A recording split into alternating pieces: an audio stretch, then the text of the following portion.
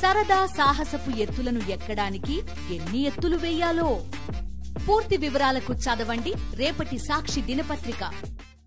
దక్షిణ భారతాన్ని వణికిస్తున్న వరుస విలయాలు, మాసాంతం గండాలు జనం పాలిట శాపాలయ్యాయా?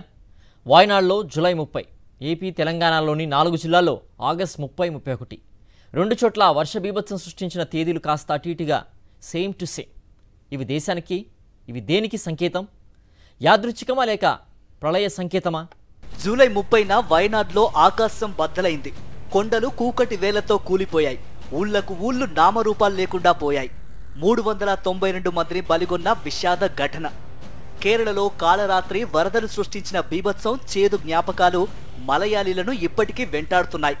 యావత్ దేశం దేవభూమికి ఆపన్న హస్తం అందించి ఆదుకుంది. తెలుగు రాష్ట్రాల్లో నైరుతి ముందే వచ్చినా వర్షాలు కురవలేదు.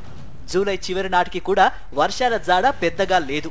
కానీ ఎగువ రాష్ట్రాలైన కర్ణాటక, మహారాష్ట్రాల్లో కురిసిన కుంభవృష్టికి ప్రాజెక్టులు నిండు కుండలను తలపించాయి. జూలై చివరి వారం నుంచి తెలుగు రాష్ట్రాల్లోనూ వరుణుడు కరుణించాడు. గోదావరి, కృష్ణా పరివాహక ప్రాజెక్టులన్నీ జలకల సంతరించుకున్నాయి. ఈ సీజన్కు ఈ వర్షాలు సరిపోతాయి అనుకున్నారు. కానీ జూలై 30 రాత్రి కేరళను అతలాకుతలం చేసేస్తే సరిగ్గా నెల తర్వాత ఆగస్టు 30, 31 తేదీలు తెలుగు రాష్ట్రాలపై విలయ తాండవం చేశాడు వరుణుడు. తెలుగు రాష్ట్రాలకు వాయుగుండాలు కొత్త కాదు. కానీ ఈ వారం నుంచి సృష్టించిన విలయం బహుశా గత కొన్ని దశాబ్దాల్లో ఎప్పుడూ జరగలేదేమో.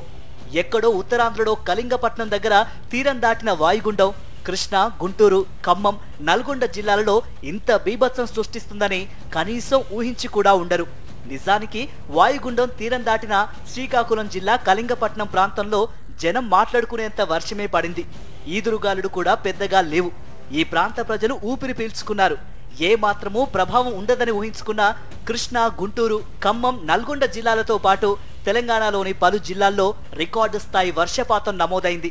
ఏపీలోని విజయవాడ, గుంటూరుతో పాటు తెలంగాణలోని ఖమ్మం, నల్గొండ జిల్లాలతో పాటు వివిధ జిల్లాల్లో అత్యధిక వర్షపాతం నమోదైంది.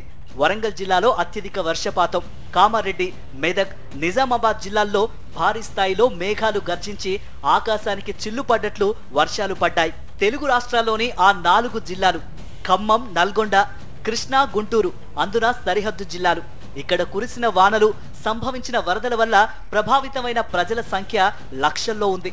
ఖమ్మం, నల్గొండ జిల్లాల్లో కురిసిన వర్షాల దాటికి విజయవాడ, హైదరాబాద్ జాతీయ రహదారులు నీట మునిగాయి.